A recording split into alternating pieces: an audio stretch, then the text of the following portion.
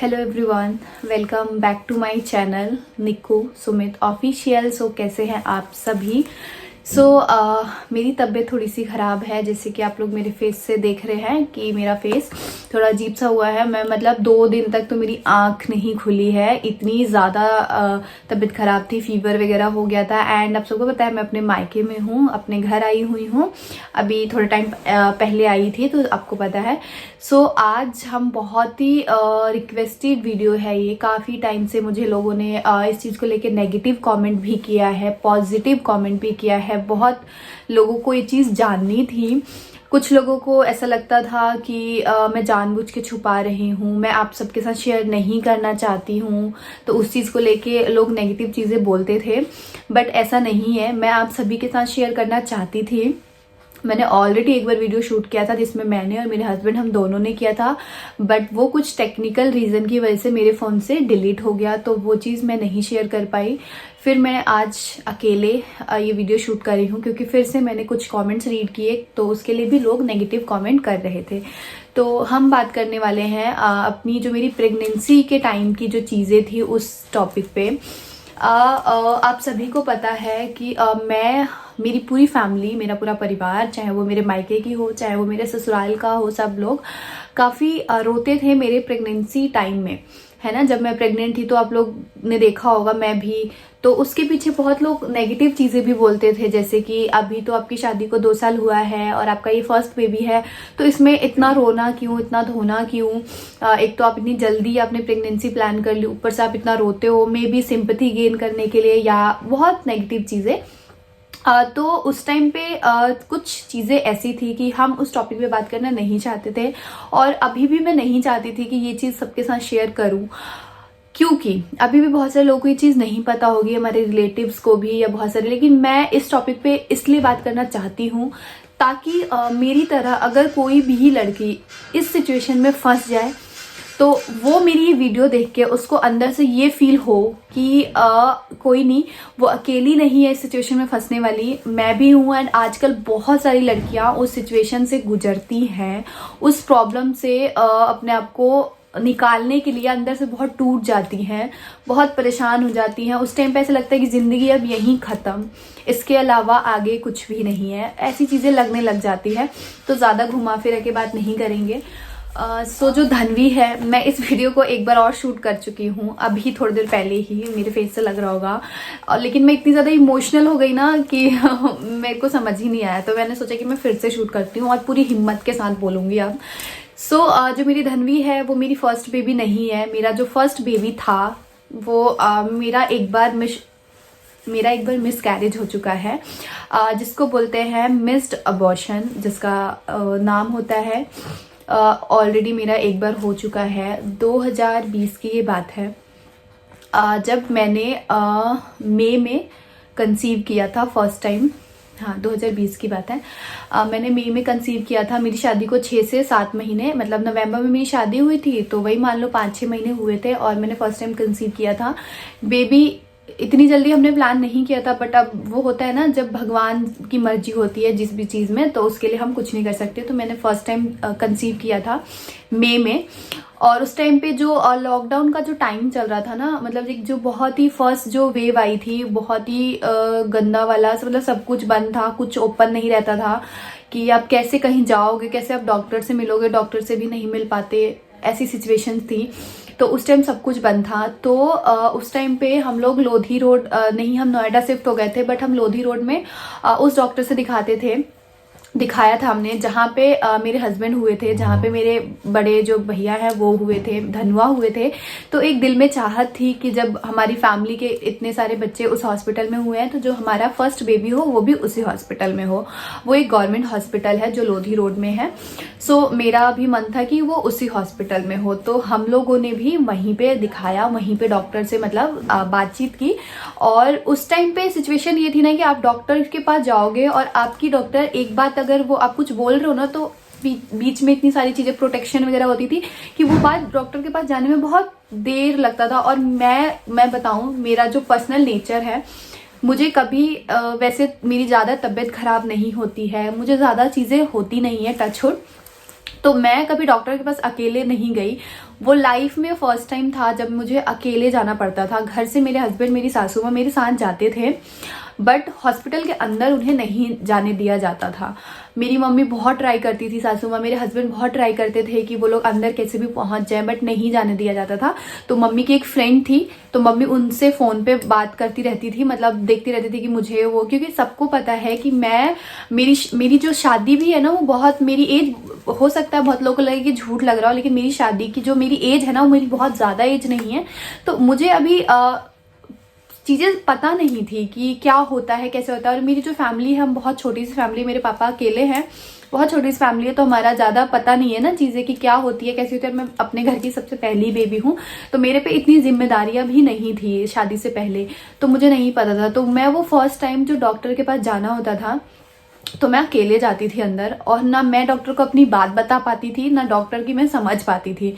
तो इसकी वजह से ना चीज़ें मुझे खुद समझ नहीं आती थी कैसे होता था। फिर मैं बाहर आती थी, मम्मी वगैरह पूछते थे क्या हुआ, तो मैं बताती थी। तो उसके बाद मेरा फर्स्ट अल्ट्रासाउंड था, जो कि 6 वीक्स बाद होता है। तो हमने फर्स्ट अल्ट्रासाउंड कराया, तो उसमें वैसे 6 वीक में सबसे पहले बेबी की हार्ट बीट आती है, जिसको डॉक्टर चेक करते हैं एंड आपको बताते हैं कि आपकी बेबी की हार्ट बीट आ चुकी है, मतलब सारी चीज़ें ओके है। वैसे मैंने घर पे अपना टेस्ट खुद ही, जो होम टेस्ट होता है, वो किया था, जिससे पता चला था कि मैंने कंसीव किया है। तो उसके बाद वो फर्स्ट अल्ट्रासाउंड हुआ, तो उसमें डॉक्टर ने बोला कि आपकी बेबी की हार्ट बीट नहीं आई। नहीं, उन्होंने ये बोला कि हमें नहीं मतलब उन्होंने मुझे ज़्यादा कुछ जवाब दिया नहीं, अल्ट्रासाउंड जो हुआ। फिर उसके बाद वो अल्ट्रासाउंड रिपोर्ट्स मैं अपने डॉक्टर के पास लेके गई, जहाँ पे हम लोग दिखा रहे थे। तो डॉक्टर को दिखाया, तो डॉक्टर ने बोला कि आपके बेबी की हार्ट बीट नहीं आई है।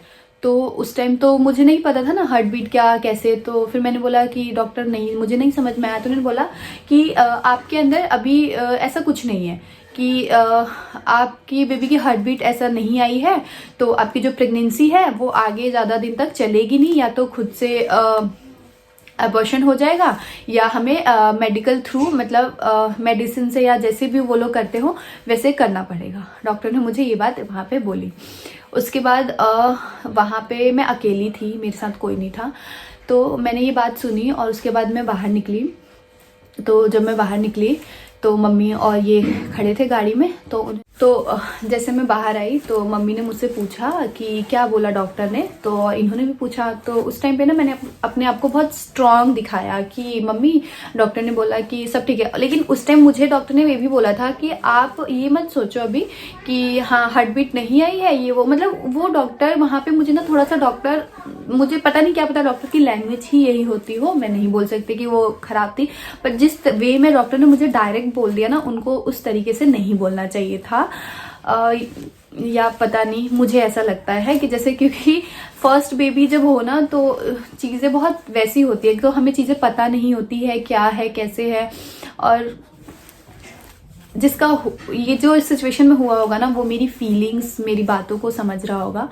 तो उसके बाद जब मैं बाहर आई, मैंने अपने आप को बहुत स्ट्रांग दिखाया मम्मी को या मेरे हस्बैंड को कि नहीं, कुछ नहीं हुआ, कुछ नहीं हुआ। डॉक्टर ने बोला है कि आपको एक बार और अल्ट्रासाउंड कराना पड़ेगा। डॉक्टर ने मुझे ये बोला था कराना पड़ेगा। तो मैंने यही बोला। तो उन्होंने बोला कब होगा, तो मैंने कल होगा या आज, अगर करा सकते हैं तो हो जाएगा। तो उन्होंने बोला ठीक है। उसके बाद हम, मेरे मामा जी वहीं रहते हैं, वो हॉस्पिटल है ना उसके पास, मामा जी की पूरी फैमिली वहीं रहते हैं, जैसे कि आप लोग जानते हैं। तो हम लोग मामा जी के घर गए।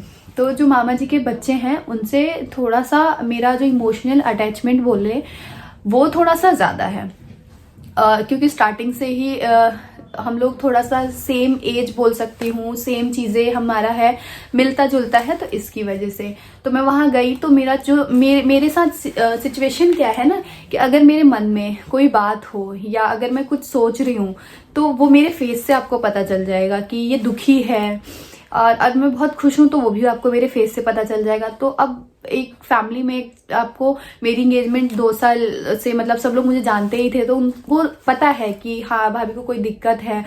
तो मेरी नंद है पूजा, वो और मैं बैठे हुए थे, हाँ वो और मैं ही बैठे हुए थे। तो उन्होंने 1-2 बार मुझसे पूछा कि क्या हुआ भाभी, क्या हुआ, डॉक्टर ने क्या बोला।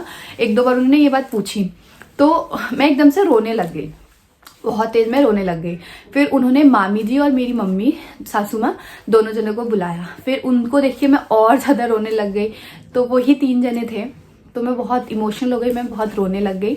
और रोते रोते मैंने मम्मी को सारी बात बताई कि मम्मी डॉक्टर ने ऐसे बोला, ये बोला, वो बोला। मेरे हस्बैंड भी थे और बच्चे भी थे, पर वो दूसरे रूम में थे, हम लोग दूसरे रूम में थे। तो जब मेरे रोने की आवाज़ आई तो वो लोग भी आ गए। फिर मेरे हस्बैंड आए।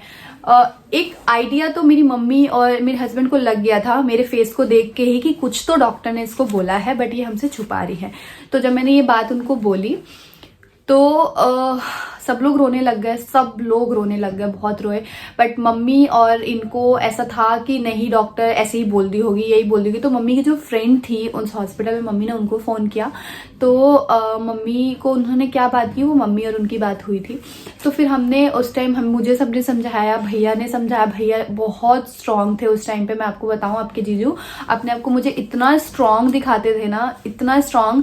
और मतलब सब लोग बहुत स्ट्रांग दिखाते थे मुझे। तो उसके बाद हम जब घर गए तो घर पे सब लोग थे, तो सबको बताया गया कि डॉक्टर ने ऐसे बोला है, ये बोला है, वो बोला है। बट सबको ये था कि नहीं नहीं, सबको मतलब आपके भैया है ना, उनको अपनी किस्मत पे बहुत भरोसा है, ठीक है। उनको ये लगता है कि नहीं भगवान मेरे साथ कुछ बुरा नहीं करेंगे, क्योंकि मैंने कभी कुछ गलत किसी के लिए नहीं सोचा है ना किया है, तो भगवान मेरे साथ गलत नहीं करेंगे।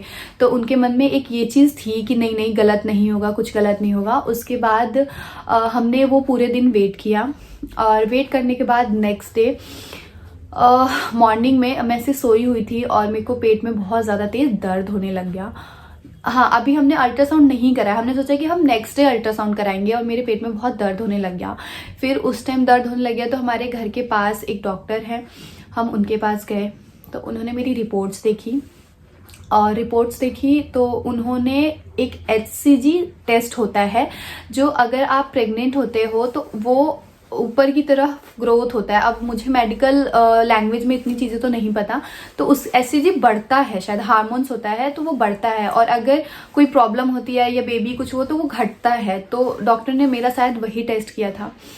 तो वहाँ पे उन्होंने मेरा टेस्ट किया, और डॉक्टर ने भी मतलब बोला कि नहीं अब आपको ये बेबी वो कराना पड़ेगा, मेडिकल मतलब मेडिकल वगैरह से अबॉर्ट कराना पड़ेगा, बिकॉज कुछ नहीं है इससे। अगर ज़्यादा दिन तक आप अगर अपनी बॉडी में कैरी करते हो, ऐसे टिश्यू को बोलते हैं डॉक्टर की लैंग्वेज में ना, टिश्यू बोलते हैं इस 6 वीक्स बेबी को, शायद टिश्यू बोलते हैं, शायद मैं सही बोल रही हूँ, क्योंकि अब ये 1-1.5 साल पुरानी बात है तो मुझे इतनी याद नहीं है। तो टिश्यू बोलते हैं शायद। तो डॉक्टर ने बोला कि आपको मेडिसिन या ऐसे मतलब टर्मिनेट करना होगा बेबी को, वरना आपके लिए हार्मफुल होगा, मतलब आपकी बॉडी को प्रॉब्लम हो सकती है। तो उस टाइम पे ऐसा लग रहा था ना कि काश, मतलब बहुत गंदा लग रहा था, बहुत ज़्यादा। हम सब, मेरी पूरी फैमिली जो जहाँ है, सब लोग इतना रोए, बहुत रोए, क्योंकि ऐसा केस कभी हमने सुना नहीं था, है ना, किसी के बारे में नहीं सुना था, और ना कभी ऐसा पता था कि ऐसा कुछ होगा, और कभी ये तो बिल्कुल नहीं सोचा था कि मेरे साथ ऐसा होगा, क्योंकि मेरी तबीयत कभी ऐसा कुछ नहीं हुआ मुझे कि जो मुझे लगे कि मेरे को कोई दिक्कत है क्या।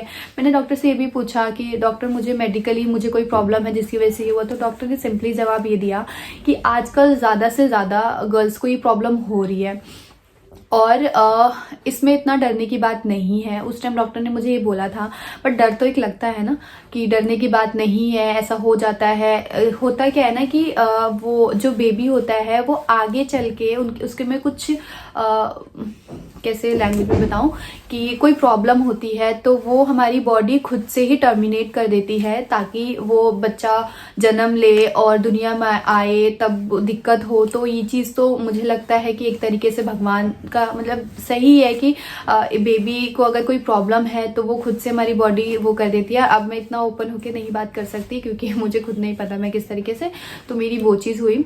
उसके बाद क्या हुआ, तो उसके बाद डॉक्टर ने मुझे मेडिसिन दी, एंड गाइस मुझे डॉक्टर ने मेडिसिन के थ्रू किया था सारी चीज़ें, और वो मेडिसिन मतलब मेरा एक बेबी मैं बताऊं हो चुका है, बट वो जो पेन था ना, मेडिसिन का जो वो पेन था, मतलब वो जब पेन स्टार्ट हुआ ना तो ऐसे लग रहा था कि अब मैं नहीं जीऊंगी, अब मैं जी ही नहीं सकती। वो पेन, ऐसा पेन था बहुत ही ज़्यादा कि मतलब मेरे को सांस नहीं आ रही थी, मुझे चक्कर आ रहा था, मेरे जो लिप्स हैं वो एक दूसरे में चिपक जा रहे थे।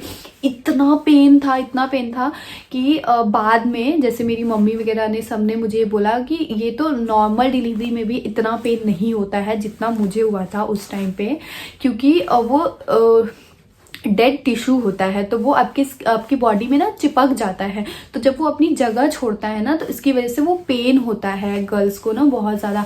तो वो मुझे इतना ज़्यादा पेन हुआ था ना, बहुत ज़्यादा पेन हुआ था, मतलब बहुत पेन हुआ था। वो पेन मैं आज तक नहीं भूली हूँ, कभी ना भूलूंगी वो पेन, इतना पेन हुआ था।